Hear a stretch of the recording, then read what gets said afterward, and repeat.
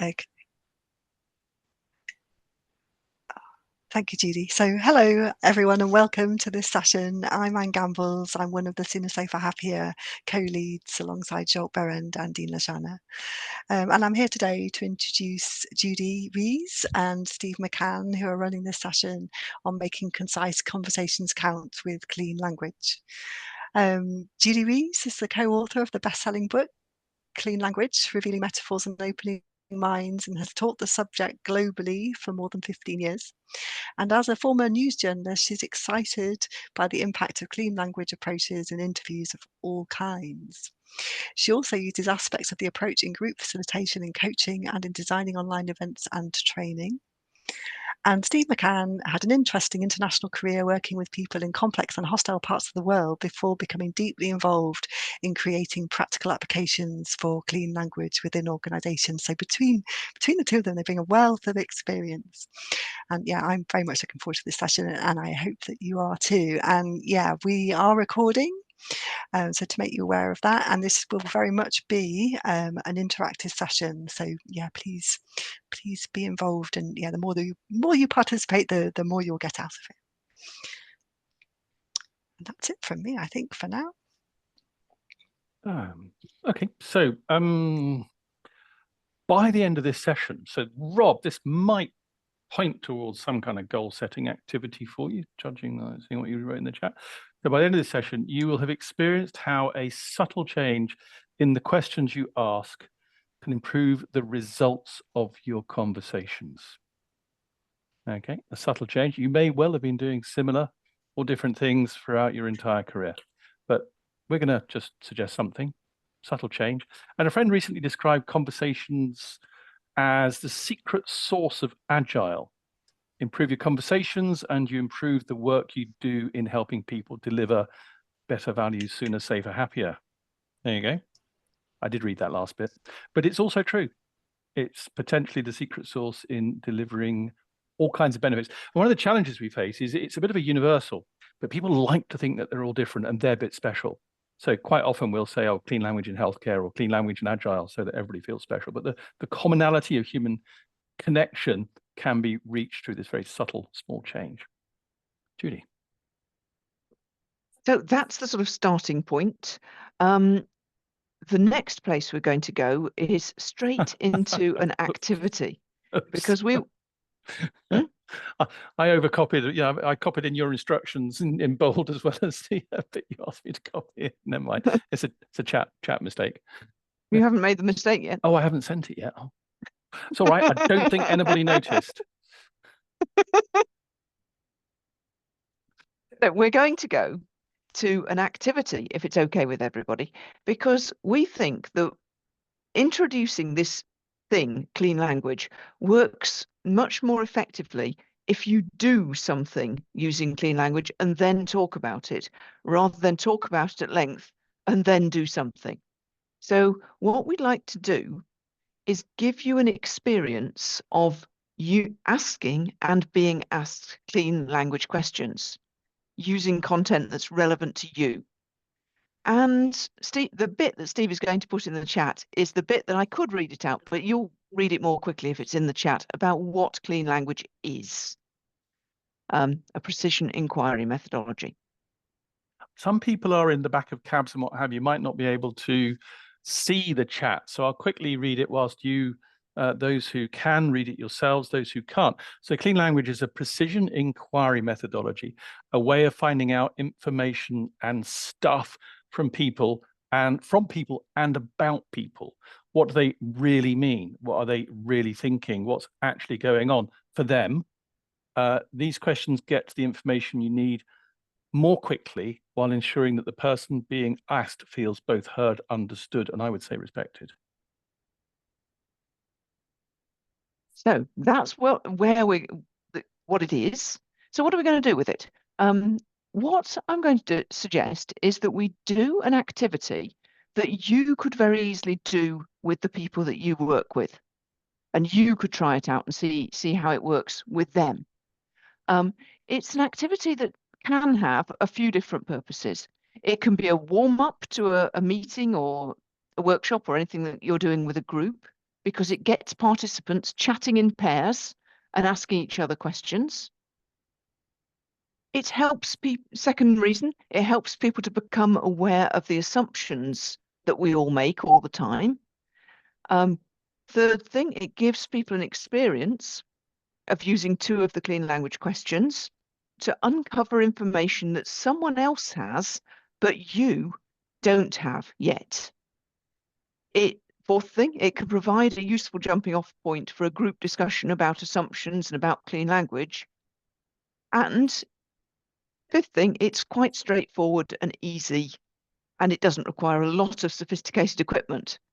But it does really require pencil and paper. So if you can find drawing and writing implements, that would make things easier. Steve, could you put the link to the activity instructions into the chat so that if people want to pick up these instructions to use with their groups, they've got them. They don't have to listen back to the recording. It's done. Is a pen and a post note okay? Pen and a post-it note is perfect. I've got half a bit of paper and a pen. Whatever works. I happen to have a pen and a post-it note. I can't believe there's somebody on this call who hasn't got pens and post-it notes coming out of every pocket on their body.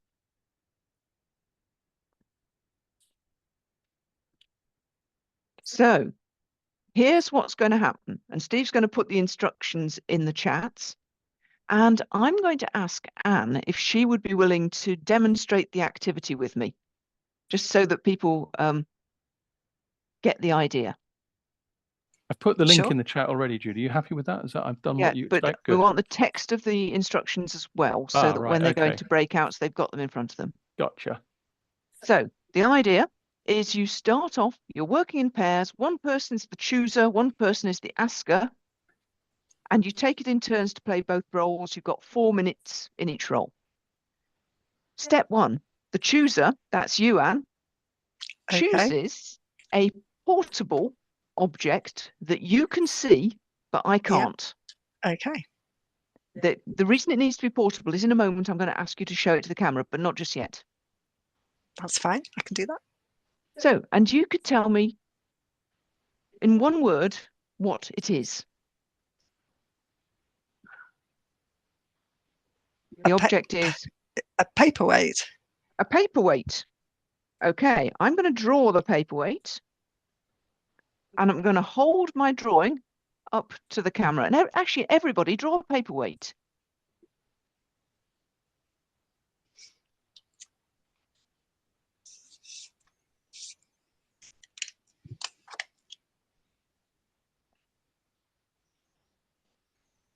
And quickly hold your paperweight up to the camera. Get a sense of what people are drawing. Excellent stuff. Good stuff. Now, here's where it gets more interesting. I'm going to ask Anne a couple of questions about the object. What kind of paperweight? It's pretty. Pretty. What kind of pretty? Flowers. Flowers. And is there anything else about flowers? They're preserved. Preserved. What kind of preserved?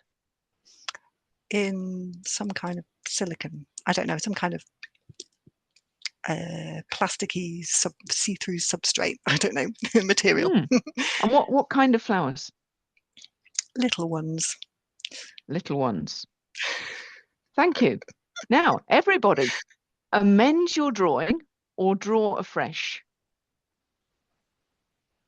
Yeah, I might be better starting again, looking at.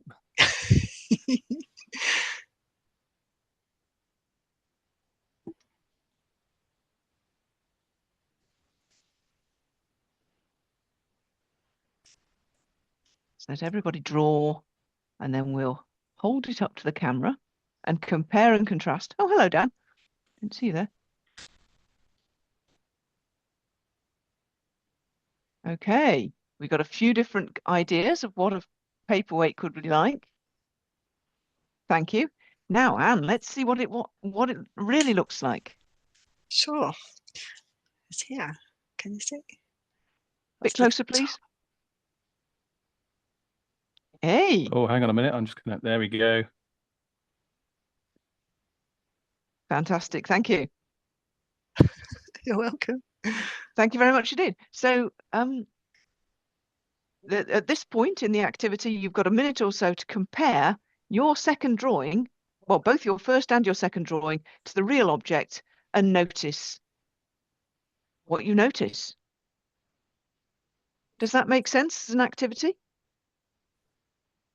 Now, this is the bit where being present and camera on is going to be a massive advantage in the breakout. So if there's anybody who simply can't, let us know in chat now if you cannot get into the breakouts, because, and I don't know what we'll do. We'll panic and probably put you in one anyway and then fish you out later. And Well, we'll do something in this plenary space during the breakouts. But yeah, if you can join the breakouts, please do.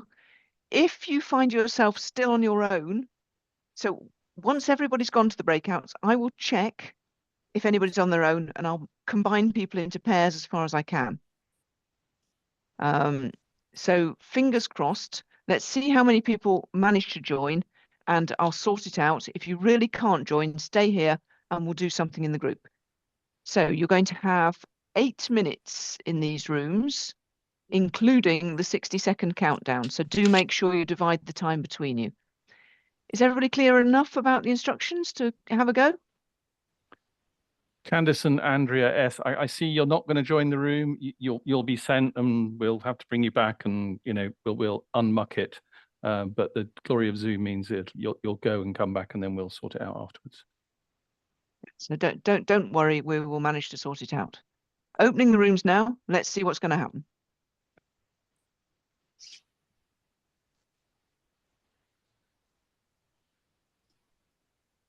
We can carry on recording because we'll probably do some kind of work in here while they're. No, okay.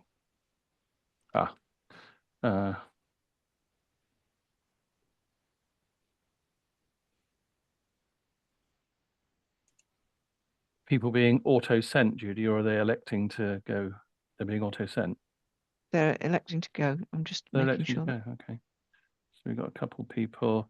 So Eddie and Volson, are you here? Just give us an indication in chat or elsewhere if you're actually in the meeting.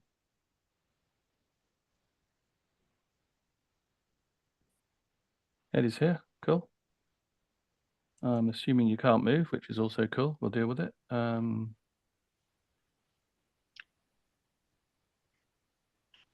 I've not seen. Oh, go on. Sorry. I've not seen an invitation to join a room, but No, I you can haven't. see. Do you want to join a room? I can do if there's somebody who you can pair me with. Doesn't look like anyone's on their own, but I can put you into a room and you can observe whatever's happening. Okay. Yep. Here we go. I'm going to put you in room 5 where there is a mystery person called Zoom user. Okay, I saw him earlier. I was going to say it's a funny name, but thank you. I'll join there. So Volson or Eddie and Andrea, certainly. Volson, we don't know if you're there. I don't know what we're going to do apart from if you're unable to show or talk. No. You can text us any questions. So Candice, who said she couldn't join, has joined. So she may just be observing the group working. We don't know. We'll find out. Andrea, if you'd like to, I can add you Actually, to observe, as long as the group don't mind. Eddie, shall I add you to a group to observe? It's going to be better than sitting here, to be honest. Yeah, you're actually already in a group, but I'll move you because it will trigger the button to come up. Yeah, so let's just get everybody. I can't tell if Volson's there or not, but we'll do the get everybody out and watching. Yeah, Andrea, I'm just moving you to a room that's got people in it. There we go. So if you'd like to click the button, you should be able to join a room. Everybody's back because they were all very efficient and did it really, really quickly. Tom, did you get done both ways? Oh, you're muted. You're on mute. Yeah, we did it both ways. Excellent. Sorry, Michelle, I accidentally pushed the leave button, but we had 58 minutes, but we'd done the second half. Excellent. So the rest of the group will be back in 21 seconds. But the meaning I make from the fact everybody's back already, or not everybody, but quite a lot of people are back already, is that you managed to efficiently divide the time, and people have done it both ways round, which is great, because that means that when we do the debrief, everybody's got something to talk about. If they choose to, and that's cool. If they choose to. So I'm super curious. What did you notice in that activity?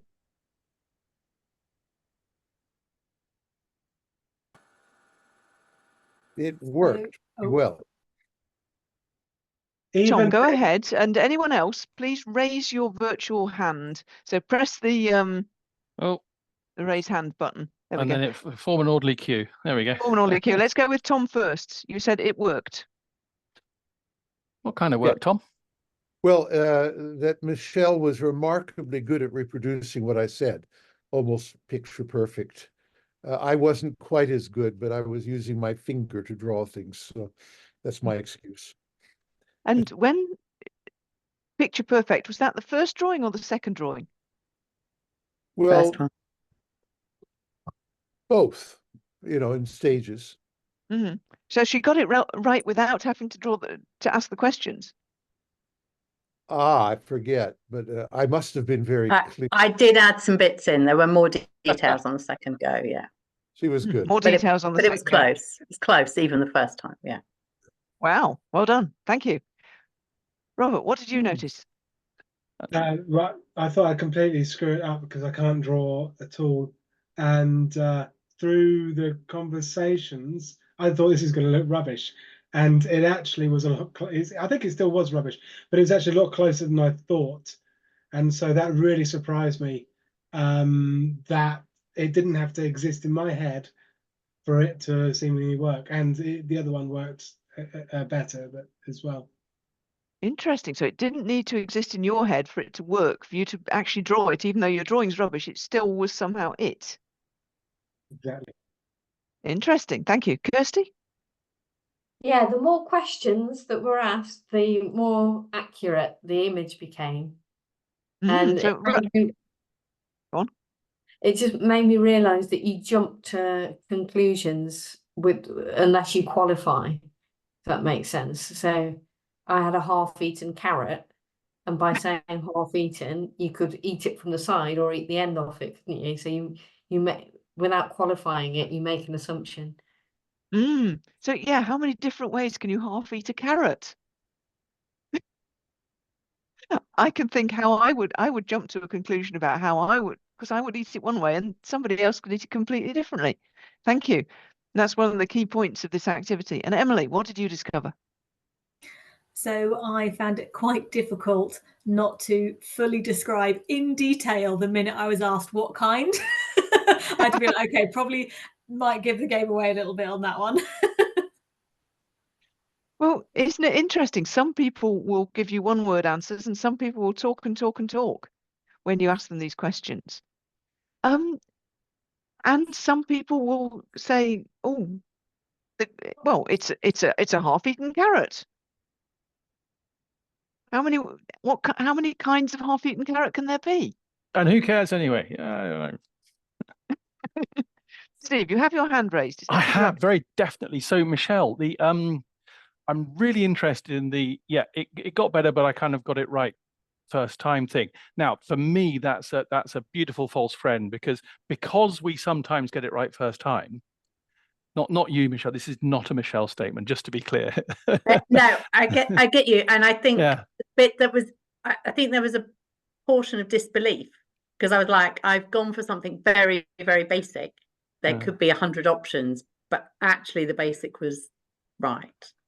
So I think I think that's good to call it out, but I know I was lucky. And of course, the calling out is pushing it a bit strong, but the thing I'm noticing is because we sometimes get it right, we overestimate our ability. Assumption can fast track us in a world of too much data into nirvana. It can fast track us into hell. and the pitch and the judgment of what kind of clarification you can do. But there's a lot more to it. We'll talk about shortly about what else there is to it. But yeah, thank you. Yeah. So I think we get the general idea that we make, as human beings, we automatically make assumptions, lots of assumptions. When people say anything to us, we jump to conclusions. By asking just a few questions about what they said, we get to find out a whole lot more detail. And these clean language questions, what kind of X and is there anything else about X, are really helpful to find out about things that we might assume. They're quite clever questions because of that X space where you use one of the other person's words. And that can be the first word they use, paperweight, or any of the words they use. It doesn't matter. There's some magic in using their words back to them, but this session is too short to get deeply into that magic. What we can say is that people in a whole bunch of different industries and different contexts are using these clean language questions to overcome this tendency to make assumptions and to get quickly and effectively to the real meaning that people have in their words. So, for example, I can share with you a video of an organizational development consultant called Bobby Petford, who used these questions to find out what was going on for a group when she was working with teams to overcome bullying in a particular organization. I've got bunches of these little videos on my YouTube channel, so do have a dig through there. And Steve. Yeah, so that's there for reference. I've seen Dan Parsons on the call. If any of you know Dan, he's used Clean for a long time in his agile career. He's always there for. Oh, there you are, Dan. You're not in a car anymore. That's why I couldn't see I've you. moved. I've moved now to another location very quickly. And Dan's very great at sharing just reality stories of how it's worked. So if you don't know Dan, he's a good man to know. Now, context. Okay, so what Bobby experienced, you haven't seen the video yet, but it's about getting deeper issues of a team or organization, deeper more quickly. I don't know about you, but I often find that in the beginning of a conversation, I don't always know exactly what I mean. The idea grows and develops, not all the time, but sometimes. These are great questions at helping me work out what I think. And when they come from someone else and they're listening to what you say, they're not gap hunting, they're using your words, it feels really natural and comfortable. And it makes me feel more understood and respected. And that's a big deal. That's a really big deal. Because when you feel understood and respected, other things can happen much more easily. That we work in the health service quite a lot. It's different from you guys in many ways, but who's ever been to a doctor where they patted out the "How can I help you today?" which on the face of it, that seems like a nice way to start. But sometimes the words and the demeanor don't seem to match up. It's empathy 101, say this and everything will be fine. No, it's not. If you don't mean it, if you're a supercilious sod, then using the words doesn't make you empathetic. But then, no, I have to do this because I've got to establish a relationship. Well, do you know what we found? If you don't go through that dance where it's inauthentic, you actually just get into what kind of anything else about getting into making people feel understood, the rest follows. And it's better and it's quicker. And Judy spoke about, and this is why it kind of matters. You don't have to do any inauthentic empathy dances with people. I don't know if anybody does, but getting to make them feel understood and listened to. Just remember when someone else really got you, they really grokked what you were talking about and how good that felt. Well, do it for other people. You get better relationships, better data. They clear their own, the quality of your attention can determine the quality of another person's thought. That's my favorite Nancy Klein quotes. So anyway, when you ask these specific questions, people are asked directly for their own take, articulated in their own words, and their own words then reflected back to them. When we do this, they automatically feel listened to and understood. That's where the magic can come from. And Antarctica or something else, Judy? Where should we go? I think that's there's another video of somebody who used this stuff on an Antarctic station to help the team communicate better. And he found that when he taught these clean language questions to participants on his one of the remotest working places on Earth, he reduced his churn. People were much less likely to say, I'm never going back again. Indeed, they were signing up for the next season because, of course, you can't stay on Antarctica all winter. So whereas previous to that, they were getting argumentative and fractious and never going back. So it was a massive difference. So it's just another video to have a look at if you get a minute. Here are also a couple of articles you might want to look at. And we're going to bounce straight into another activity, because what we've found is that us talking is nowhere near as effective as you talking to each other in small groups and then us coming back to find out what you talked about. So in groups of about 3, you're going to have about 5 minutes to talk about how might all of this be relevant to what you do. Whatever you do, I'm guessing it's some kind of agile in some kind of organization, but let's find out. How might all that we've been talking about so far and all that you learned in the previous activity be relevant to the work that you do? You're going to have about 5 minutes in the breakouts in groups of about 3. By the way, this works at home too, wherever there are humans. Doesn't have to be at work. But this is a work call, so, you know. And yes, of course, some people do need to drop for one thing and another. We appreciate that not everybody can be here all the time. Hopefully, there'll be enough people for at least 2 in each breakout. Opening the rooms now.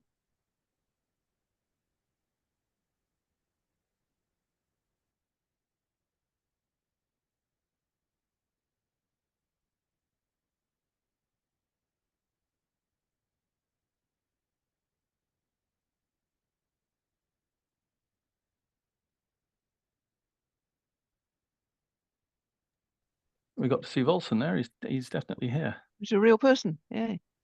Please me be wrong. I was just saying that everybody will keep talking until the end of their time this time. But I was wrong. However, Myla, Simon, are you able to? It was the end of the time. That's why we said goodbye to each other. So we have 0, 0, No, 0 on the no, timer. No, there's a 60-second countdown. I think people just don't know there's a 60-second countdown, Judy. I thought that's what happened last time as well. And so, Mila, are you generally in Teams rather than Zoom? Yeah, that's true. Yeah. Okay. So Zoom has this magic button where you can decide how long people get to count down. It's less brutal than the sudden guillotine of Teams. That's true. And we kind of wonder why everybody came back so quickly last time. It's like, well, they're all very efficient. They've got their eye on the clock. No, fantastic. No, so that's everybody back now. We've just had a Teams versus Zoom culture. I mean, it's assumptions, isn't it? There you go. There's an assumption. You know, one of the guys said, you know, our time was up, and it's like, no, you're in Zoom. You get an extra minute. You know, we get to choose, so it's not brutal. Masses of assumptions everywhere going on. Right, we're going to do a debrief. I'd love to know how might this be useful for you, and who would like to be the facilitator's friend by getting us started? Thank you, Emily. So I was saying I feel like a bit of an intruder because I don't actually work in Agile, but for me, it's I currently work in a world where we are the order takers. So we want this, and that's the end of that conversation. So I would like to be able to say, what kind of this would you like? And can you tell me more about this? And just those tools to deeper dive, because we deliver on the order and it all falls over 6 weeks later because actually it wasn't what they were looking for at all. Oh, okay.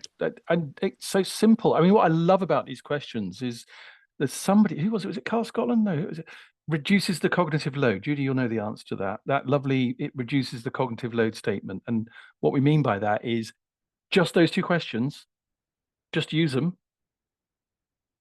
and you don't have to think about it. You just use those questions and they feel understood and you get more clarity. Who was that? Who should we honour for that? It was the late Martin Burns, and unfortunately the article in which he made this statement is no longer online, but Martin Burns of Lean Agile Scotland was the one who was really pointing out that the clean language questions reduce your cognitive load in finding out information. Thank you. Now, Robert, what have you got for us? Just the conquering fear. If we make it okay to ask questions, you can say, you know, I gave the example of I work with a lot of infrastructure, which means we're broken up into millions of different silos, and nobody really knows what's going on. So, and then people are afraid to ask questions because questions often is seen as a sign of, let's say, incompetence in the wrong kind of culture. And we want to encourage this. And what questions do we answer?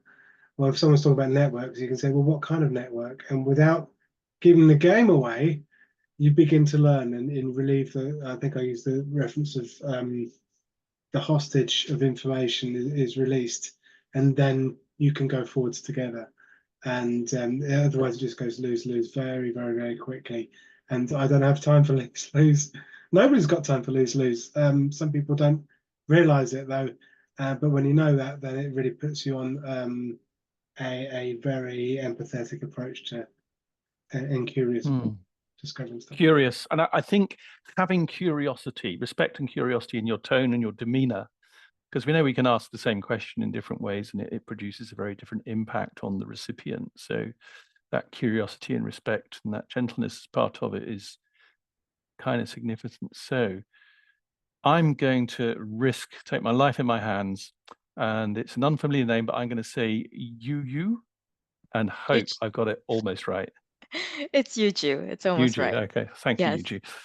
Yeah, we kind of talked about it could be useful to clarify different terminology between teams. Some teams could use a lot of acronyms, and a new member comes in or a new coach comes in and it's like, what kind of X is that? Or even I work in a company that have like really highly specialized people, and even within specialization, they can say the same word and it means different things. And we have meetings that go around in circles and circles. They say, oh, we actually it wasn't the same thing we were talking about this whole time. So I feel like, you know, what kind of X could be a good place to kind of have this conversation.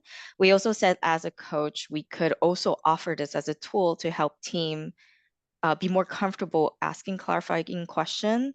I've often observed, even when I encourage team members to ask clarified question, they end up asking more leading questions. So like offering them as a tool, like it kind of gives them a good place to start. So those were kind of the things we talked about. There's a lot in there, Eugene. Do you know there's a true story of a friend of ours in Holland, Roland, who actually did what you described. He worked in a bank that operated between I think Belgium and the Netherlands, I'm pretty sure, where the same word meant different things. And in a merger, he genuinely discovered, using clean language, the different meanings of those two words, and it saved them from millions of euros worth of stuff up. And it's a true story, and it's the same word, because we've got the curse of knowledge. And no matter how adamantly you say, I know we're all different, I know we know different stuff, we still all act as if others know what we know. We just do. And that the curse of knowledge and assumed knowledge is this can unpick it, and it's amazing for that. Now, Ryan, we have an admired person in common, Ryan. So David Marquet, I see on your LinkedIn that you're connected. We had the fortune of meeting David just pre-COVID, because he's quite influenced by some of Judy's work, and we had some really enriching conversations. So what have you got for us? I was just going to say, I know that in my context, it's even asking these types of clarity questions have helped to de-escalate. When someone's coming with an urgent matter, oh, everything's broken, nothing's working, right? You're like, well, hold on. What kind of what are you seeing, right? And it immediately takes that emotional level way down, and they start joining you in the problem solving rather than declaring there's a problem, go fix it. And doing it at ever greater volume, the more frustrated Right. get, Right. for example. Thank you. Yeah, I can definitely appreciate that. Have you been exposed to clean language before, Ryan? Is it familiar? You'll have seen references to it subtly within David's work. A little bit, but just I guess not by name. So that was one of the reasons I joined today, was just that I was curious about what that truly meant. So I'm learning a lot, but I'm also realizing that I've used some similar strategies and approaches, while whatever its label or name. I feel like the thinking process has been part of my work. And we want to acknowledge and build on where people come from. It's not like, hey, dimwits, you never knew this. Well, actually, you probably did in some different ways. We'll build on that. Now, clarity questions is interesting because in the Netherlands, somewhat controversially, they stopped calling it clean language, which, if we're honest, it's a pretty crabby name. The number of people who say, oh, is it not about swearing? It's like, oh, really? Yeah. And they call it clarifying questions. Have I got that right, Judy? And it's a bit controversial because there's a lot more to it than that. That's a bit reductive. Yes, it's in there, but there's a lot more to it. And I'd be curious to know if anybody's picked up any of the other stuff that might be useful for them. Oh, and by the way, Judy, I meant to say earlier, when you are modeling curiosity, by modeling, I mean demonstrating, enacting, role modeling, curiosity, and helping people get clarity and perhaps feedback. As an agile coach, you're kind of demonstrating behaviors you want other people to use. And that's just part of that reinforcing loop. Sorry, I meant to say that earlier to thank you for your contribution. Okay. We should perhaps say a word or two about so the name clean language comes from the guy who invented it, who is the late David Grove, and the clean language questions have been translated into lots and lots of other languages.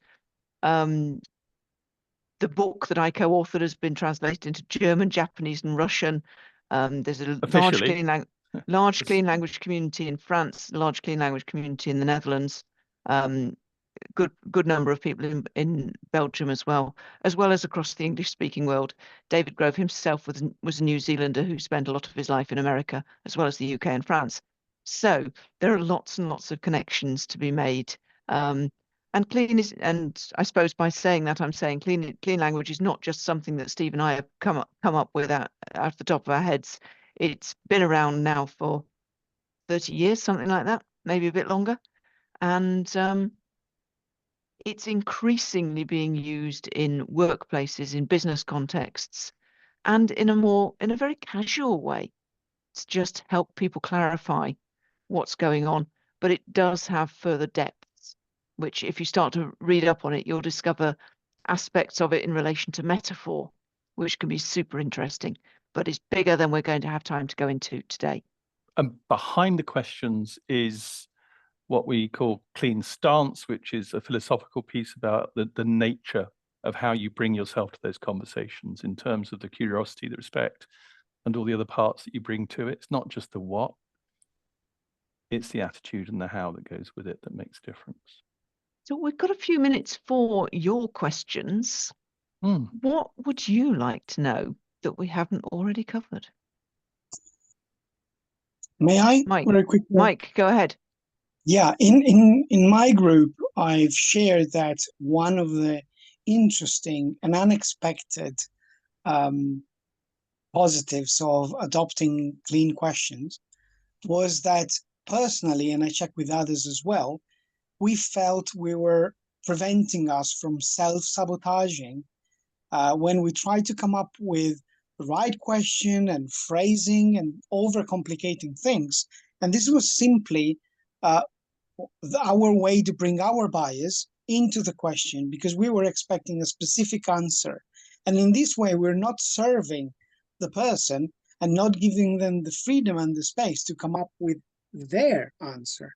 So as coaches, obviously, we are all aware of the bias and stuff, but clean language helps me to clean to sweep, to remove, that layer of unnecessary complexity that at the end of the day is self-sabotaging my effort.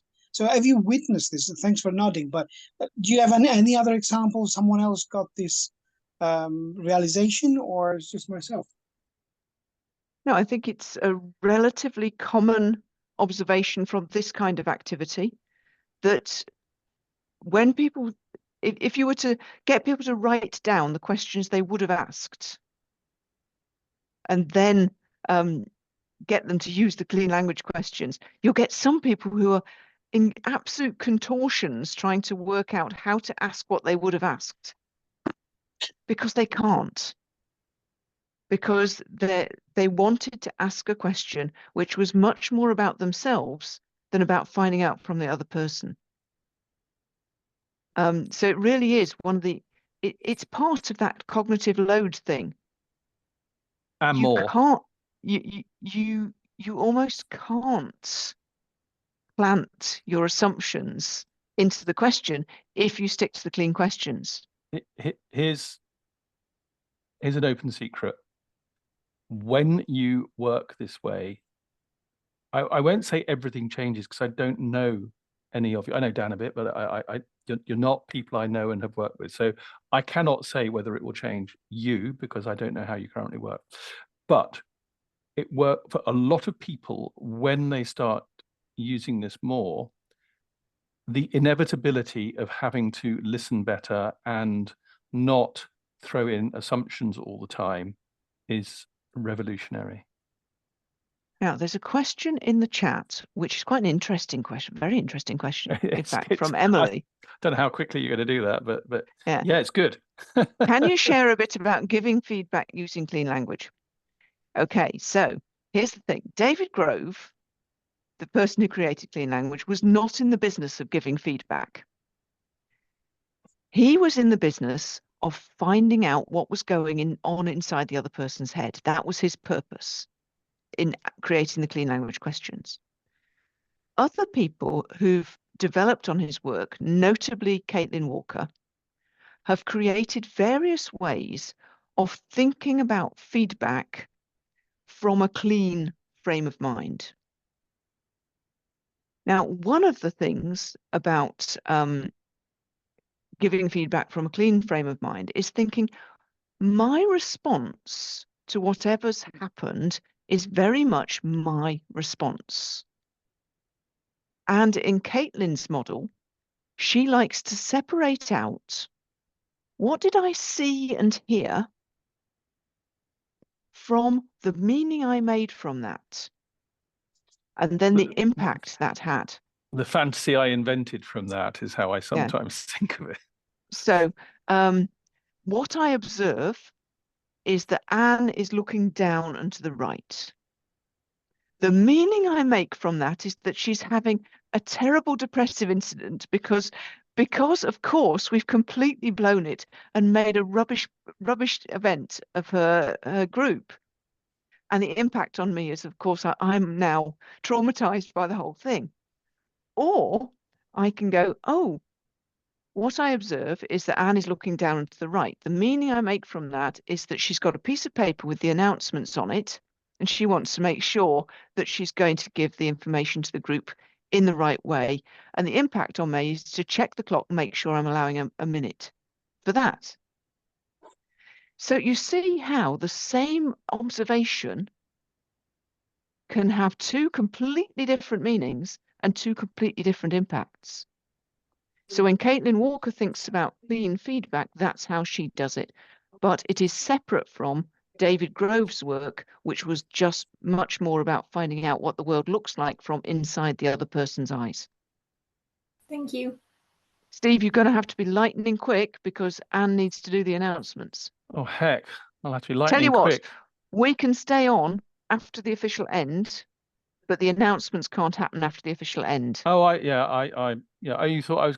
Oh, the meaning I make from that is you thought I had lots to say and I couldn't keep my gob shut. Okay. Yeah, none taken.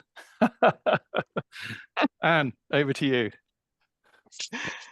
Oh, thank you so much. And yeah, thank you so much for a fantastic session. And yeah, you've given us the opportunity to experiment with a couple of very simple questions and yeah, to explore as a group how, yeah, the impact of those and yeah, how we might take those forward and share examples of, yeah, how we can see them working or have seen them working. And I've loved those examples, just the richness of them and the diversity of them is super interesting. And yeah, somebody just mentioned earlier how they're not from the world of agile, they're from a different space, and we've had people here from the NHS and other places, and I think that is absolutely fantastic that we can come to spaces like this and share our perspectives, but yeah, have I guess a commonality of purpose and interest in this area. So thank you, Judy and Steve, for a super session, and thank you to everyone who has participated and made it what it has been.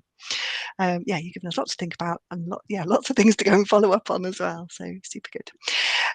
By way of announcements, the Sooner Safer Happier EMEA community, our next meetup will be on Tuesday, the 11th of June, when we'll have Nigel Mahoney of Cognizant joining us. He was briefly on the call earlier, and I just had a quick flick through. I think he's possibly had to duck away, but he'll be with us talking about his journey through the world of organizational change using a couple of case studies, and he'll be talking about how he's combined the principles of better value, Sooner Safer Happier with Simon Powers of AWS's enterprise change pattern.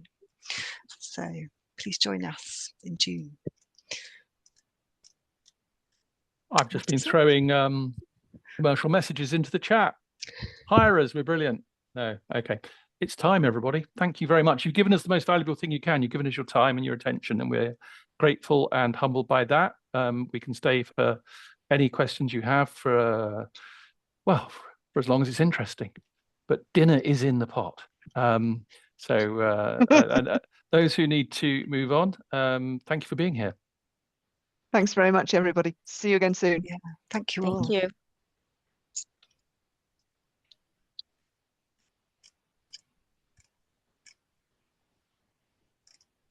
It's the Ask Us Anything.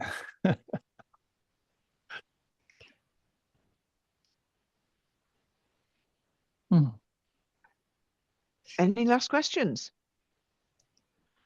I have a question, and I will just say I can stick around for maybe 5 minutes, and then I'm going to have to go because I'm going out this evening. Apologies. Food, yes, food and pub quiz. But yeah, my question is, you shared 2 questions, and I'm interested to know whether there are other questions as well. There are about 12 questions. It depends. I say about because it depends whether you think of a particular one or two of them are similar, and you could say they're 2 versions of the same question, but about 12 basic clean language questions. Those 2 that we shared are nicknamed the Lazy Jedi questions because they carry the force, and there is people who've done experiments with looking at transcripts, how many times they use which questions, reckon that they use those 2 85% of the time.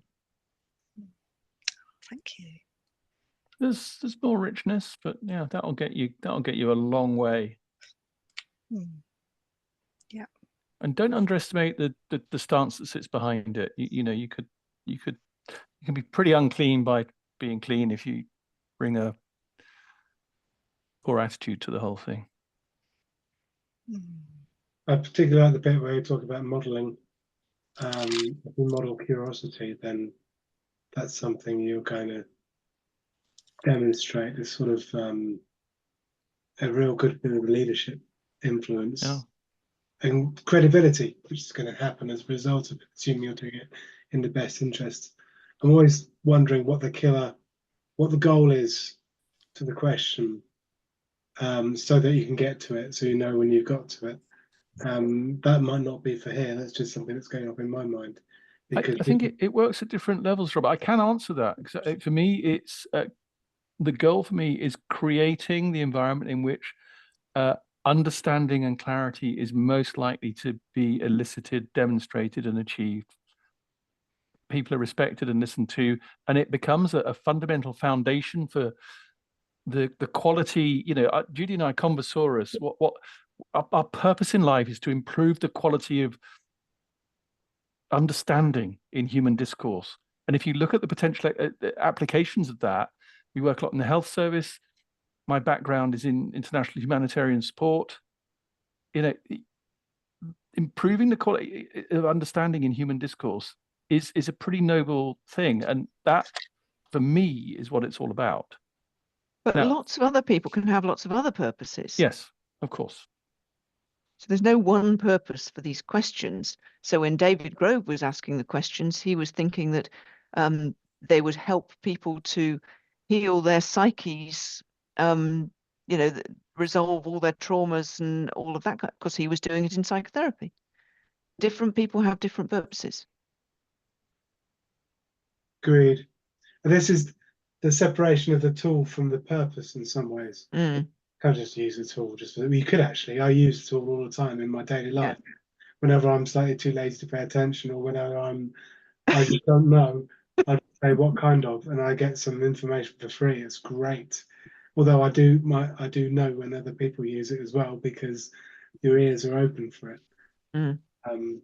Hold it lightly is what I think. In terms of if you do it with the metaphorical white coat and spectacles, like you're inspecting somebody, it'll have a very different impact from doing it with gentle and respectful curiosity and helping them to understand themselves better, which is a really big deal within this. Yeah. And you to understand them better, or purely practical, to just be able to understand each other. I'll say. Benny, did you have a question? Thank you very much. Cheers.